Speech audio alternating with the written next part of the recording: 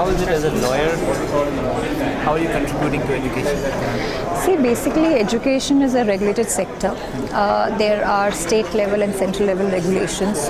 It's a maze of regulatory compliances and affiliations and approvals required. It's not a straightforward sector as I would say IT or software, which are more non-regulated. So if you want to be in a formal education sector, whether it's K-12 or higher education or any kind of associated activity with education, not the non-formal, but if it's formal, then there is a long list of compliances, approvals, no objection certifications and affiliations that you need. And the biggest challenge why a lawyer is needed is it's a not-for-profit entity structure which is approved by the government. And it is in this paradigm that you have to put in the money, make profit, seek revenue generation and share profits, which is slightly difficult in the sector that we are in, because it is a not-for-profit entity. That's why a lot of structuring is involved and I'm involved. What kind of legal issues come out? So as I just mentioned, legal issues arise from multiple levels. First is how to get into it. So first of all, because there are plethora of regulations and laws, biggest challenge is knowing what to do. How do I establish my K-12 school or a higher education university? How do I set up a private university? So the first thing that you need to go is to understand the legal regime, under which the regulatory regime under which you are going to be making your institution open. That's one aspect of it. Second is the how to get funding into an institution which is not for profit. And the third is to structure the entire arrangement in a way where certain kind of services can be received and money can be paid. So from various sectors, from whether it's compliances or to structuring, and also there would be several services arrangement, licensing issues, content assignment issues where a lawyer's role is. So what should be the steps taken so that there will be more legal ease, or you can say? I think the biggest challenge is not-for-profit structure, and there's a whole lot of debate going on whether this entire formal education should be for-profit or not-for-profit.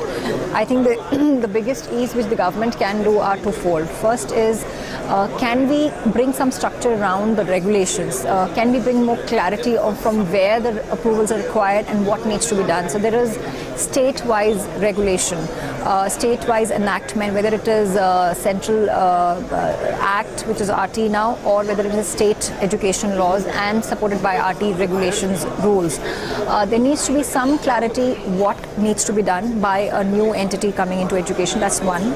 Second is to probably deshackle the entire education sector from the concept of not-for-profit entities. I think that would be the biggest contribution that the government can do. So it should be removed? Well, there are views for and against. The views against is coming from the point that we are 70% below poverty and only 20% is middle class, and very few people who can afford ultra-rich schools. And therefore, education should continue to be a service industry which is not for profit, and it should not be money-making. But what we need to look at is this a reality? Is this how, are the schools actually running on not-for-profit mode? The answer is absolutely, absolutely no. And I I've worked with almost all education companies in the country, and I have seen from very close quarters that what all is done to ensure that the profits are not only more, are much more than a for-profit entity. So I think it's kind of a hypocritic view that we have that the school should not earn money. The bottom line is every school is making money. They're finding ways and means to make it. So why don't legalize it? And the other part is contribution to tax. See, all these not-for-profit entities are tax exempt. So what you're doing basically is you're giving them tax exemption but not allowing them to reap dividends. But at the end of the day, if an institution is putting in money, he is going to reap dividends out of it, and he'll find ways to do it. And what you're doing is you are not letting that entity earn profits, and pay taxes on it. So you are giving him tax exemption, not letting him pay taxes, but also not letting him contribute to the exchequer by putting in the right amount of taxes. So I think that is something which the finance ministry did recommend, that the higher education should be deregulated. For-profit entities should be allowed. It's already happening. Yes, it's not already happening. Yes, there are certain states like Haryana which allows a for-profit entity to do K-12, school establishment. But I think that recommendation of the finance ministry was not accepted by the cabinet. So, will you say that better legalize what is happening? Yes, yes. Behind the curtains? Yes. So there will be a legal process. Yes, because the interesting part is you're opening, for example, let's look at higher education. You're expecting foreign universities to come and open shops here. And at the same time, you're expecting them to put 50 lakh as a deposit and not repatriate funds. So the important question which these university, I was part of that conference, that how do you expect us to invest substantial amount of capital and then not make money out of it? So the answer of the government was that if you are intending to make profit and come to India for that, please do not come. Well, that's not any kind of answer. So if you expect private money to come in, participation to happen, you have to legitimize and legalize the operations.